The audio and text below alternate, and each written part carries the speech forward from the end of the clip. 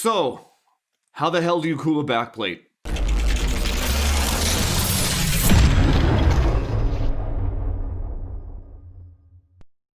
Hello, and welcome to Frame Chasers. So, when I did that 3090 for the Win 3 review, I tested the temperatures on the rear memory chips, the GDDR6X ones.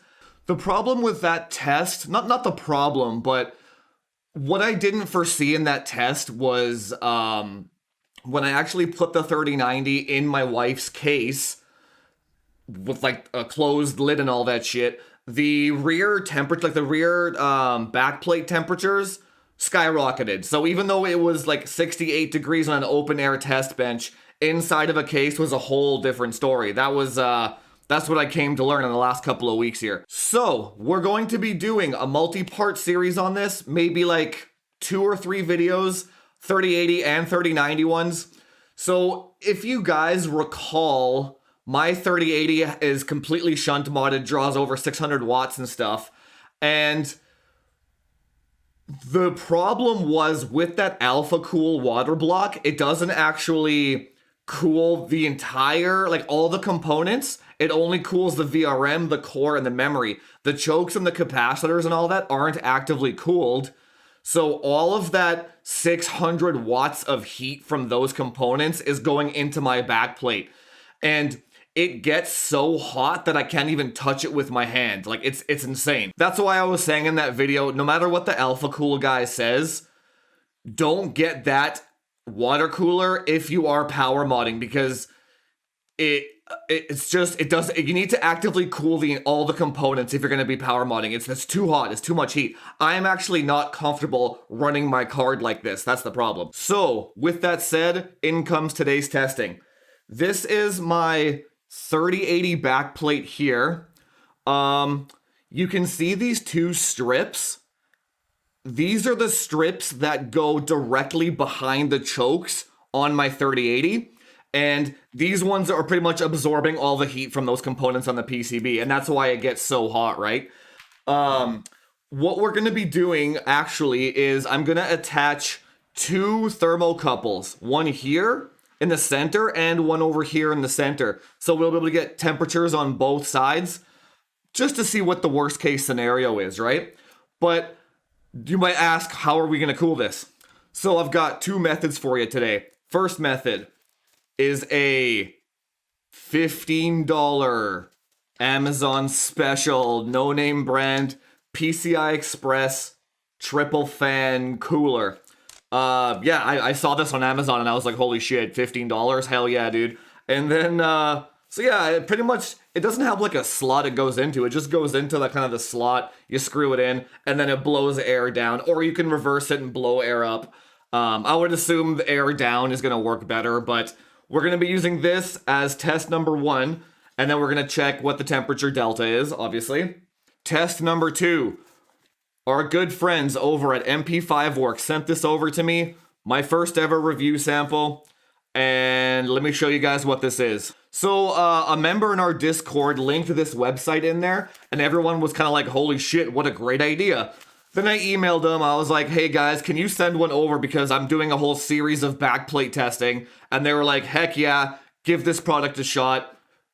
No problems. I was like, you're actually going to send me one? They're like, yeah. I was like, all right, this is awesome. Let's do some testing. Just to make it clear, just in case, they didn't pay me. They didn't ask for anything.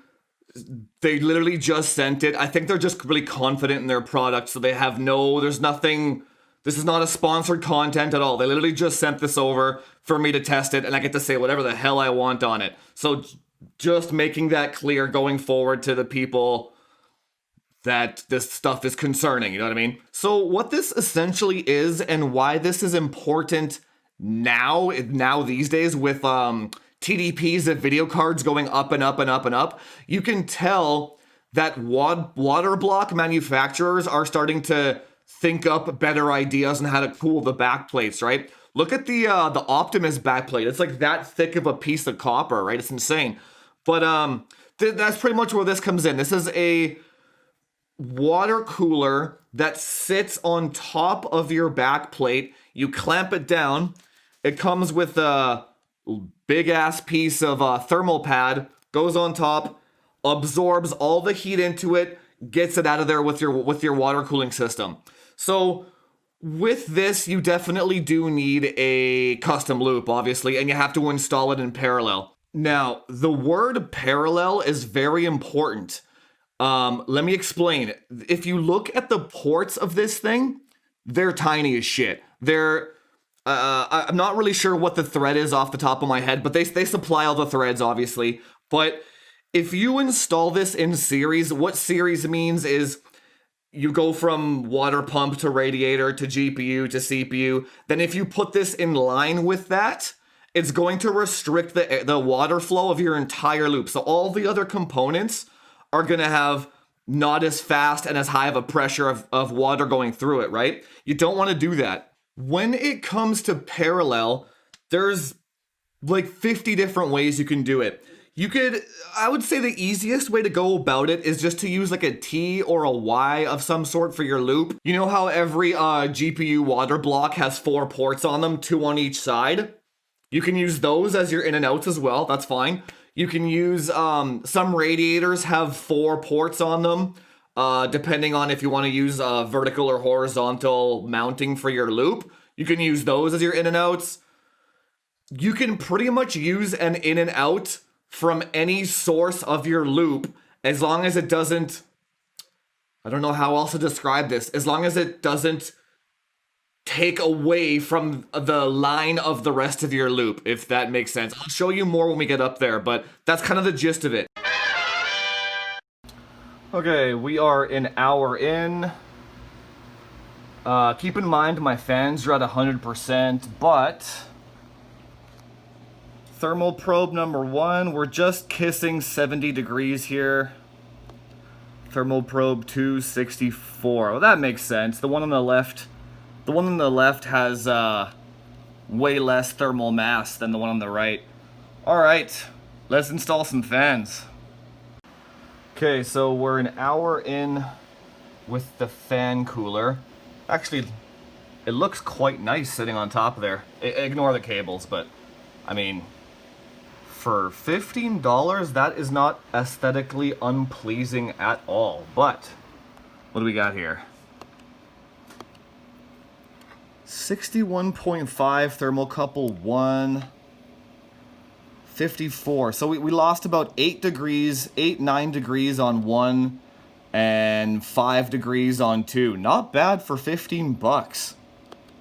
That's awesome.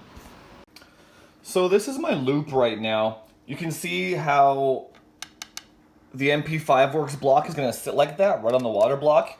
Inputs and outputs are over here, and you can see, so okay, usually I have hard lines everywhere, but I have a temporary soft line loop while I wait for my 3090 Strix and Waterblock.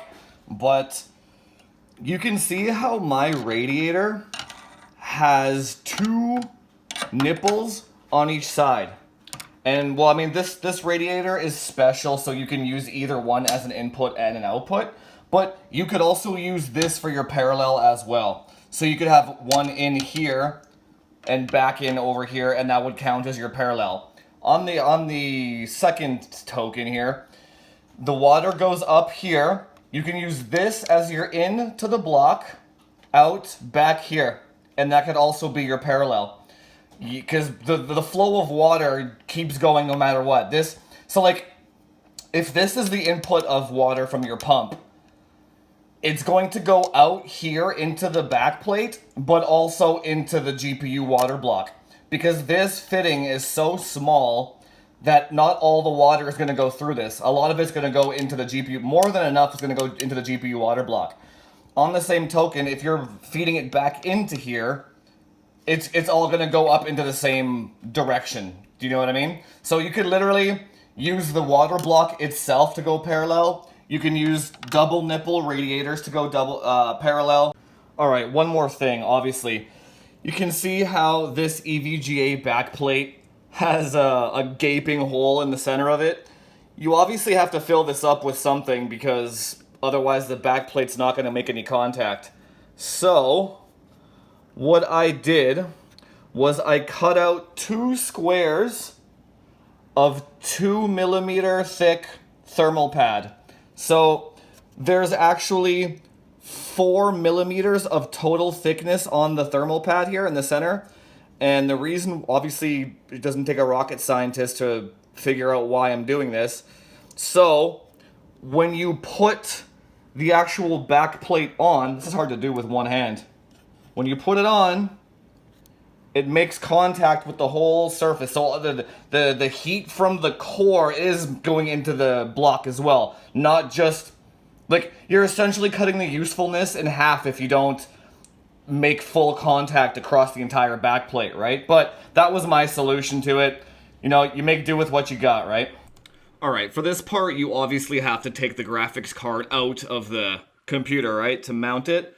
But let's see here. You can actually see the thermal pads of where my chokes are. So what I'm aiming for is to cover those thermal pads right here. So this will vary depending on what card you have, but I want it to sit right here. This is what I want. And actually, if you look how there's still motion, it looks like 4mm of thermal pad was too thick. I'm gonna have to go 3mm. I'm gonna go cut another square. I'll be back. All right, I just cut out a 1mm square. Let's check this out here. This seems better. If you are a hardware modder in general, you always gotta have like bulk thermal pads, man. Just go on like AliExpress or eBay and just buy bulks of this stuff. 0.5, 1mm, 2mm. So, it looks like this is going to work. Yeah, alright. So, if you are... Oh, man. Oh, whatever. If you are going to be using a stock EVGA backplate with a hole... I can't say for other backplates, but for this one specifically, you're gonna want 3mm of thermal pad to make it exactly flat surface for the block. All right, so I used alcohol, wiped down both surfaces here. Not sure if you have to. I actually didn't read the manual at all. I'm just totally winging this, but this is a good test of if it's doable by somebody that refuses to use manuals, just like me. So, let's see here. Oh, this is not good. The thermal pad that they used, I guess, is so sticky that it's actually kind of peeling off with the plastic a little bit. That's okay, though. Just gotta try and get it all in one piece here. But I also do have spare thermal pads always, so, I mean, it's never a problem for me. Let's put this on here. Right in the center. All right. Good, I think I nailed it there. Nice, okay. Put it on, now let's peel this. This is why you gotta wipe it with alcohol first if they're using a sticky type of thermal pad. Just because you don't want it to peel off after, right? Let's take the other side off here. This is a very, very fragile thermal pad. Fragile? Let's peel this. Okay, so the other side isn't nearly as bad here. Yeah, one sticky side, it looks like, one normal side. Sticky side on this thing, I would imagine. Okay, I don't really want to touch it with my fingers, but whatever, they're clean. Okay, now, let's aim for the right spot here. I want it to go right here. Bam. Let me check this over. Yeah. Oh yeah, I nailed this. Yeah. Okay. Squeeze down. Is it making contact? Yes, it is. Okay, yeah, 3mm is what you want. This is perfect. This is actually flawless. No play, no wiggle whatsoever. Okay, so this is on now. Now we're gonna try using these little clips, I want to say. Let's see, how does this work? So from what I watched their video, man, I should really read the instructions, but I'm too excited to get this going that I don't want to read the instructions. Oh, I see what they did here. There you go. It's as simple as that. Huh. So I guess this seems to work right out of the box with the EVGA backplate. Oh no! Oh! I broke one of my own rules. I didn't do it in a crisscross pattern. My bad. See? Always bolt everything down in a crisscross pattern. They probably have that in their manual. Alright, put this back on here. Okay. Good. This'll be fine. This'll do. Okay, now let's clamp this crisscross. One. Oh, I see. Alright, so attempt number 2 here. I can't put it in the exact spot that I want because then the clip isn't going to have enough tension on the one side. So, what I'm going to do instead is put one clip on this corner, one clip on this corner, and I'm going to use these to center myself, if that makes sense. So I'm going to put one here, put a little bit of tension on it, just like that, clamp it down, then get this side on. So it looks like, there we go. Just a little bit of tension on each corner. Let's try this out. Let's try the other ones here. Add this one on, and where's my fourth one here? On. See, the problem, oh man, the problem with this backplate is actually the SLI slot here.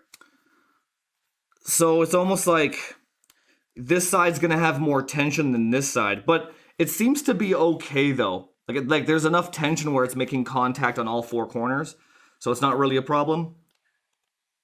All right, yeah, the instruction manual says pretty much exactly what I did. So they say in the manual that the clips are not necessary if you're installing your thing horizontally. But they say it obviously makes better obviously. Like you should always just use the clips anyway. They don't look ugly in any way, shape, or form. Use the clips. Make sure that the thermal pad is covering the whole thing. But I think we're pretty much done here. That's literally it. 3 millimeters thick, plus the stock one. That was much easier than I thought it was. Easy peasy. So they also included extra like rubber banding. I guess you want to call it rubber band, or like whatever you want to call this. Yeah, rubber band. So they included extras of it. So depending on how large or narrow your backplate is, you can use what did they say here? They said you can use Loctite PowerFlex super glue. And that's what they use to actually bond both ends of the rubber band here. I mean, look at this. It looks glued together anyway, right? Right there. You can see like these two ends are like, they're glued together, obviously. So if I was a real stickler about it, I could have made these ones smaller to put more tension and then glued it myself, but I don't care that much. This is going horizontal anyway. It's gonna work fine. Okay, we're back now. I got this hose attached again. I got this hose attached. So now you see 2 nipples here, 2 free ones, 2 up here. So what we're gonna do, I'm gonna use, it's not, you just push. They're locking, I don't know locking hose clamps or whatever. They're really easy to use. You just push in and then it locks itself. And there's no input output with these things. Or I should say, it's unidirectional. It doesn't matter which way goes in or out.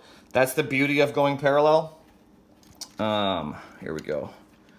And plug this one in. They also included extra heat shrink tubing. So if I do this on like my personal rig, obviously I'm gonna shorten these. All you gotta do is just cut it with some scissors, heat shrink, take a lighter. You know what I mean? But for now, this will do for our testing purposes. Alright, I'm an idiot. I don't know why I thought this would work, but you have to actually separate these two fittings from each other to put them in parallel. All that's happening here is the water is trying to push on both ends at the same time, and it's not actually doing anything. All the water is just going right into the CPU block. So what I'm going to do instead is I'm going to take this 90 and put it over here, over top of here. Okay, attempt number 2. This should work now. Input goes with the flow of the water, right? Returns with the flow of water, and they're not on the same thing anymore. So this should work. Let's see what happens here. We'll turn on the pump.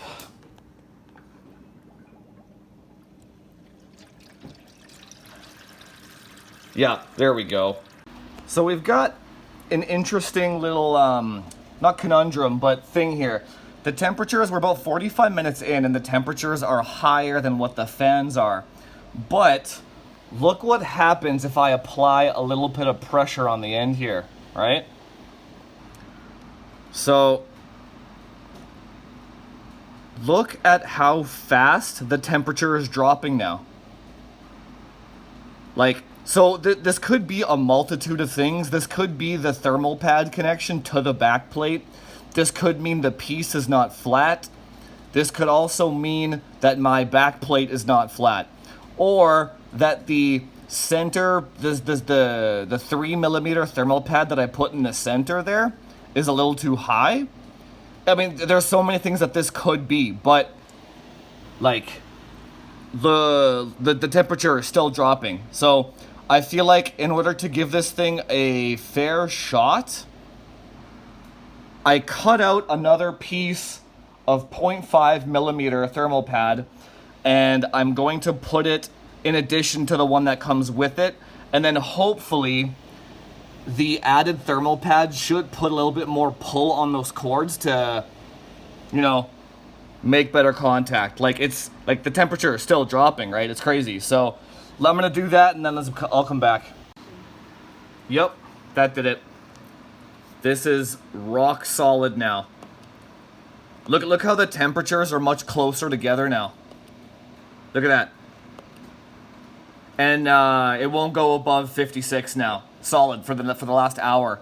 So that extra 0.5mm pad was the magic trick for this for my specific scenario anyway. But yeah, fantastic. So yeah, it works great. It took a lot of finagling on my part to get it to work though, and I feel like you wouldn't know if it works or not unless you actually have thermocouples to test it with.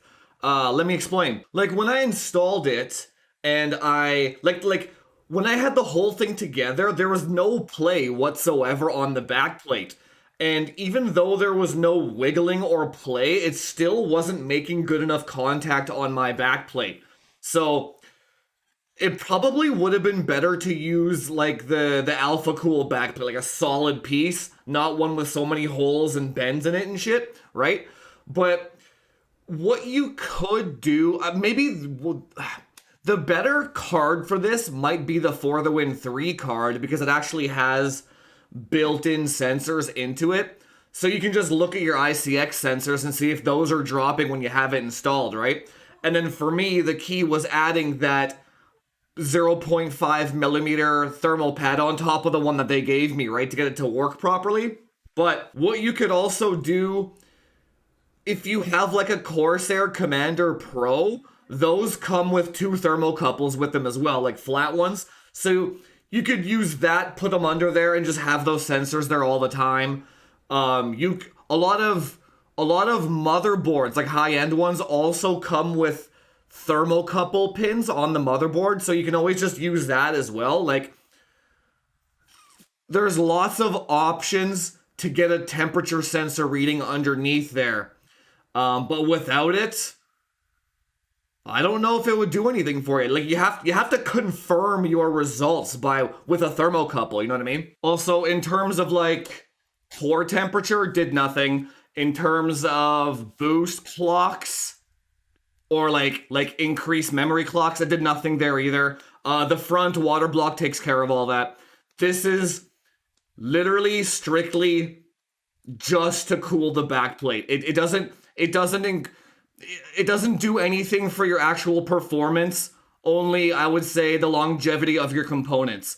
With the 3080, that might not be true with cards that have memory on the back, but for a 600 watt 3080, it's just to cool the extra components. It does nothing. If you have like a shunt modded card, it does nothing for performance. Let me just put that there.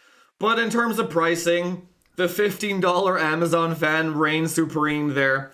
Works almost as well for $15, right?